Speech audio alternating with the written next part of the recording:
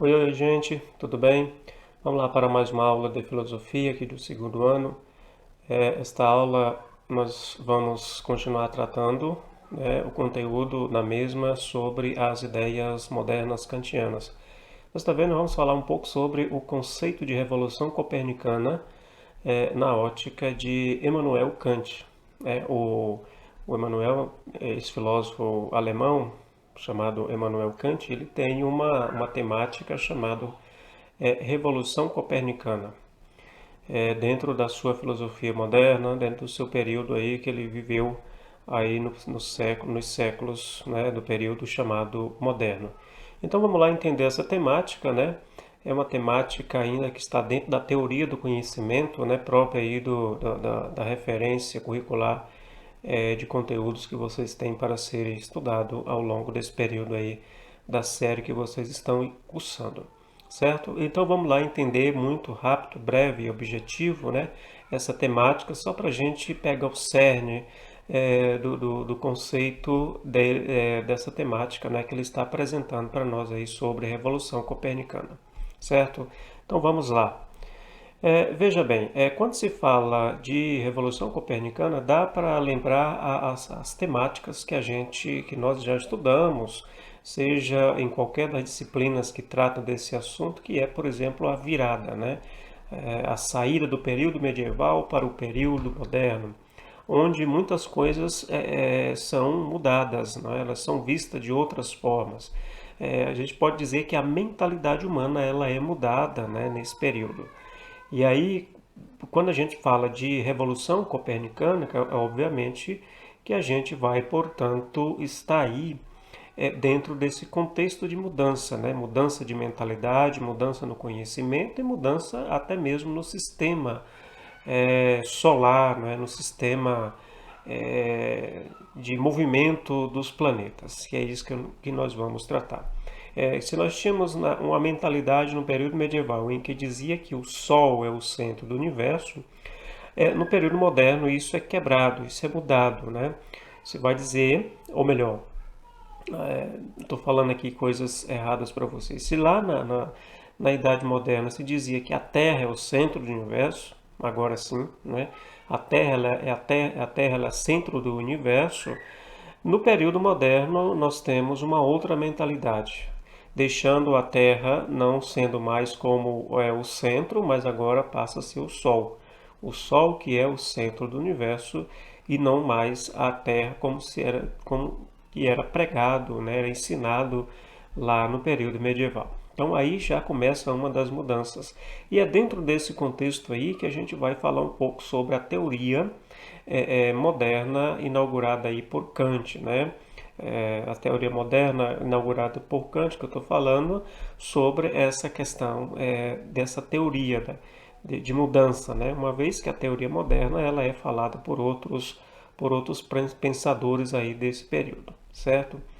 Então Kant, nas suas teorias filosóficas modernas, ficou conhecido por preparar o ambiente contemporâneo, ou seja, preparar o ambiente contemporâneo quer dizer preparar uma nova realidade, um novo pensar, um novo jeito de pensar e também um novo jeito de encarar, de ver a realidade, né, o cosmos, a realidade, o planeta, o mundo que nós vivemos, né? Então, ele recebe, portanto, essa incumbência e ele trata, portanto, de levar essa informação adiante, né, esse conhecimento adiante, certo? É, Num período em que as correntes racionalistas e empiristas estavam em disputas acirradas, ou seja, quando se fala aí no período moderno, a gente que tem um conhecimento um pouco mais aprofundado dessa realidade, ou não precisa disso, a gente vai entender que quando se fala desse período, a gente lembra das duas correntes próprias desse período, que é a racionalista e também a empirista, né? Ou seja, alguns defendiam que o conhecimento é meramente capacidade racional, outros vão dizer que o conhecimento é resultado de uma experiência junto com uma capacidade racional, certo? Então há essa disputa, né? Há esse conjunto de pensadores separados mediante essa mentalidade, né? Então é nesse período que chega aí, portanto, o Immanuel Kant, dentro dessa realidade, ele vai também construir o seu pensamento. E aí a revolução copernicana que ele está chamando, classificando, vai justamente dar um norteamento dentro desta realidade, certo? Então, a Kant, com a teoria da revolução copernicana, baseado em Nicolau Copérnico, que foi um físico, que foi um intelectual, um, um cientista da época moderna aí, que criou uma teoria nova, né? Uma teoria nova. Quem estou falando teoria nova aqui, quem criou foi o Immanuel Kant, não é? Baseado, referenciado nessa teoria aí de Nicolau Copérnico, né? Que quem estuda física, volta e meia o professor trata dessa teoria aí da física e vai citar, portanto, Nicolau Copérnico, né? A história também e outros ramos do conhecimento. Então, baseado nessa mudança e a Revolução Copernicana, por isso leva o nome de Copérnico, né? E daí chamada copernicana por Kant, é justamente a teoria que vai defender que o Sol é o centro do universo, né? O heliocentrismo, né? O Sol como sendo o centro do universo, e não como se pensava lá atrás no período moderno, no período medieval, em que se tinha a Terra como o centro do universo. Ok? Então, qual teoria copernicana, então? Aquela que colocava a Terra no centro do universo. Esta não tinha sentido para Nicolau Copérnico, né?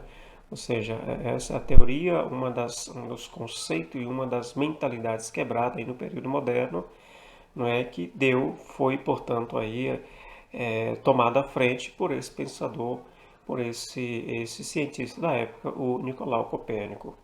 E aí, Kant, baseado no ideal de Copérnico, não defendeu a ideia que coloca o objeto no lugar do sujeito, né? Agora, dentro do pensamento copérnico, o que a revolução copernicana vai ter com o conhecimento filosófico de Kant? Ele vai dizer o seguinte, que o objeto, não é, ele não é o, o, o, aquele que baseia o conhecimento propriamente dito, ou seja, que todo conhecimento ele reside no objeto, não é? E deixando, portanto, o sujeito fora dessa realidade. Ou seja, tudo que se trata de conhecimento está baseado estritamente no objeto e não no sujeito, né? Então, qual é a ideia que Kant defende? Ele defende que haja uma mudança também, ou seja, que no lugar do objeto se coloque o sujeito, né? O sujeito como sendo aí aquele que conhece e aquele que tem o contato com o objeto, mas é aquele que produz o conhecimento através dessa relação que ele tem com o objeto, tá? Se tinha uma mentalidade em que o objeto ele era apenas a referência do conhecimento tão somente, né?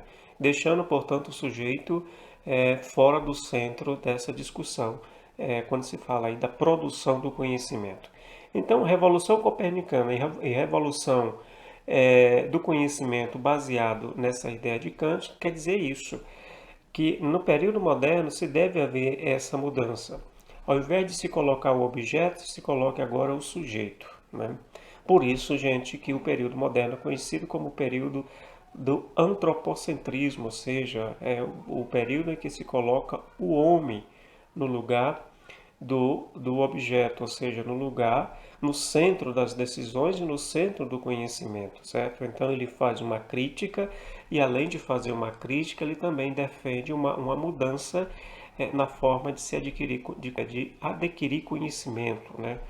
No caso de não se dar tanta ênfase central no objeto, mas que essa ênfase agora possa ser dada no sujeito, né? Isso é uma característica muito própria, não é? Quando se faz referência aí o período moderno da história, se tratando especificamente da produção do conhecimento nesse período, certo? Então, tirando o objeto do centro e colocando o homem, seria seria a forma de encontrar resultados positivos, ou seja, o conhecimento ele só tem uma referência eficiente, ele só é mais seguro se fizer essa mudança. Ao invés de se focar apenas no objeto, a coisa, se foque agora no homem, que é ele que produz o conhecimento, é ele que tem o contato com o objeto e ele que tem a capacidade né, de adquirir esse conhecimento, de fazer o conhecimento existir, certo? Então, basicamente, quando se fala de revolução copernicana, aí pegando o Kant como referência nesse contexto aí, nesse contexto e nesse texto que trata da questão da revolução do conhecimento, o cerne da coisa para Kant é preciso que haja uma mudança. Qual a mudança? Tirar o objeto do centro e colocar o homem no centro das decisões. Ao invés de ser o objeto que é aquele que produz, aquele que exala o conhecimento, quem vai fazer isso é o próprio homem. Porque, segundo ele, o homem no centro das decisões do conhecimento pode gerar resultados positivos e seguros e ter um conhecimento mais coerente da realidade, né? Então essa é a centralidade quando se fala de revolução copernicana, aí na ótica de Nicolau, ou melhor dizendo, na ótica de Immanuel Kant, certo? Entendidos? Então veja bem, revolução copernicana na ótica de Immanuel Kant, o que significa? Significa uma mudança, é tirar o, o objeto do centro do conhecimento e colocar no lugar do objeto o homem. Essa é a mudança. E qual é a referência que ele faz esse tipo de mudança? A partir da revolução que aconteceu, a Revolução Copernicana, produzida por Nicolau Copérnico, quando ele diz que o centro do universo não é mais a Terra, mas é o Sol, né? E aí tudo muda. E consequente a isso, Kant vai entender que o conhecimento, a produção do conhecimento, a geração do conhecimento também deve ser mudada. Ok? Então é isso.